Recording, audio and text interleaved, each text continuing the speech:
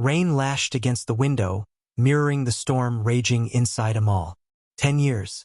A whole decade had passed since that rainy night that stole his father, a brilliant scientist, in a freak car accident. Amal, a lonely 10-year-old then, was left with a gaping hole in his life and a burning question. Could he have changed it? One dusty afternoon, rummaging through his father's attic, Amal stumbled upon a forgotten box. Inside, nestled amongst dusty notebooks, was a peculiar contraption, a jumble of wires, circuits, and a glowing orb pulsating with an ethereal light. A half-finished note in his father's scrawl hinted at a chronal displacement device. A time machine. Hope, a fragile thing, flickered in Amal's chest. Years melted into a blur of relentless work. Amal, driven by grief and fueled by his father's research, poured every ounce of his being into understanding the machine. He devoured physics textbooks, his nights spent under the unforgiving glare of a desk lamp, soldering wires and deciphering complex equations. Finally, bleary-eyed but triumphant, Amal stood before the completed device. The first attempt was a disaster. The machine sputtered and coughed, throwing Amal through a dizzying kaleidoscope of colors and sounds before depositing him back in his living room, thoroughly disoriented but unharmed. He persevered, each failure a stepping stone, until one stormy night, with a tremor and a flash of blinding light, the machine hummed to life. Stepping out onto a rain-soaked street, Amal found himself back in 1994, the year of the accident. The air hummed with an unfamiliar energy, a palpable tension. It was a world eerily familiar yet strangely distant. He spotted his younger self, a wisp of a boy splashing in puddles, a stark reminder of his mission. Finding his father, Dr. Thomas Harris, proved easy. However, the details of the accident were frustratingly elusive. Days turned into weeks, filled with snatched conversations and stolen glances. Amal learned of his father's groundbreaking research on renewable energy, a discovery that could potentially challenge powerful corporations. Could this be the reason for the accident?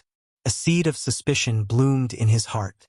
One afternoon, while tailing his father, Amal witnessed a black car tailgating him aggressively. He recognized the men inside, burly figures with cold eyes, the kind Amal had only seen in spy movies. It became horribly clear. The accident wasn't an accident. Panic surged through him. He had to act, but how? Interfering with his father's past could have unforeseen consequences. His heart pounding, Amal decided on a gamble. He snuck into his father's lab that night, leaving a coded message on a whiteboard, a cryptic warning about a black car. Dr. Harris, initially bewildered, finally recognized the code, a secret system they had devised for emergencies. The next day, a wary caution replaced Dr. Harris's usual carefree spirit. He avoided the familiar route, taking a detour. Relief washed over Amal, short-lived as it turned out. The black car reappeared, this time more determined. A high-speed chase ensued, ending in a screech of tires and a sickening metal crunch.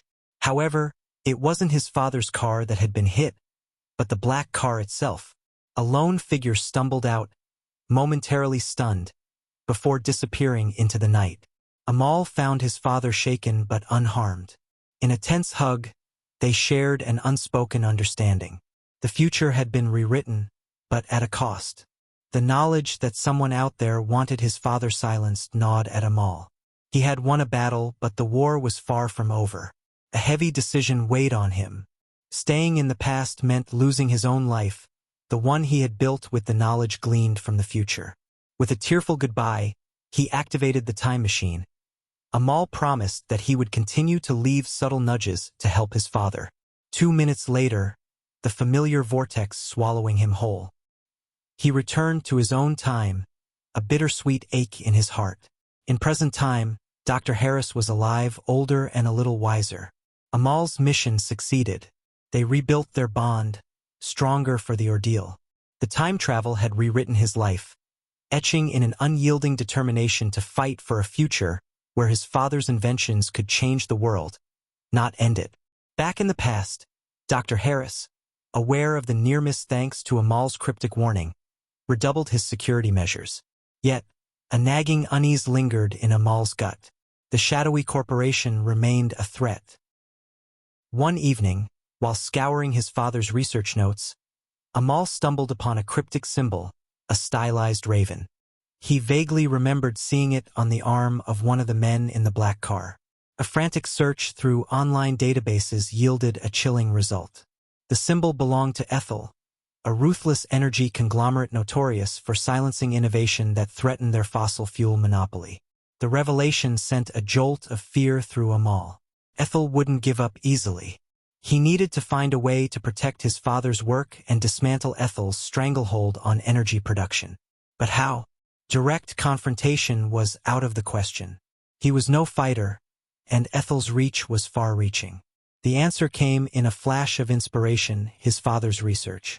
With his future knowledge, Amal subtly nudged his father's research towards a groundbreaking energy source: cold fusion.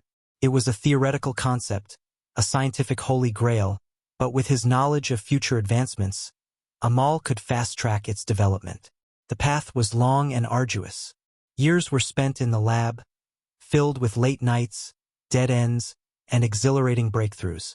The world watched with bated breath as Dr. Harris's cold fusion project gained momentum.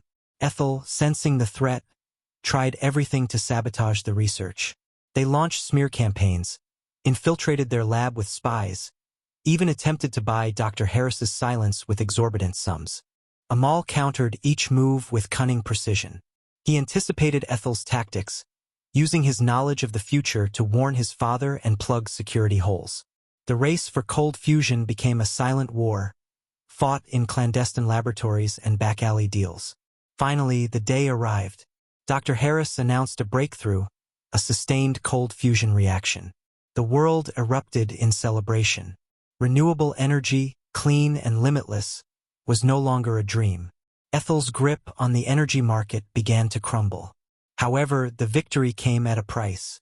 The stress of the years had taken its toll on Dr. Harris. He fell ill, his health deteriorating rapidly. As Amal watched his father weaken, a deep sense of helplessness washed over him. He had saved him from one danger, only to lose him to another. On his deathbed, Dr. Harris reached out, a weak smile playing on his lips. "You did well, Amal," he rasped. "You changed the world." Those were his last words. Grief threatened to consume Amal, but it was soon overshadowed by a surge of determination. His father's legacy, cold fusion, was his responsibility now. He channeled his grief into his work, becoming a leading advocate for clean energy. Years passed. Amal, now a renowned scientist, stood at a podium, receiving an award for his contribution to sustainable energy. As he looked out at the cheering crowd, a familiar symbol caught his eye: a stylized raven etched on a lapel pin. A representative from Ethel, forced to adapt to the new energy landscape, offered a grudging smile. Amal returned the smile, a steely glint in his eyes. The battle was far from over, but he had come a long way from the grieving boy who dared to defy time. He had saved his father, not from a car accident, but from a future controlled by greed. And in doing so, he had shaped a brighter future for the world. The journey through time, fueled by love and loss, had transformed Amal into a protector, a guardian of a future his father helped create.